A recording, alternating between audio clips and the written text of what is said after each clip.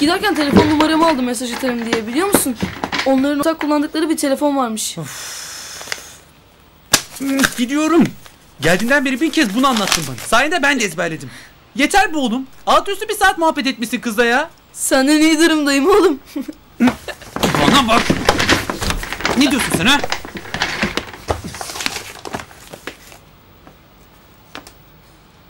Hayrola? Hiç babacığım. Biz basket oynayacaktık Bora'yla. Evet.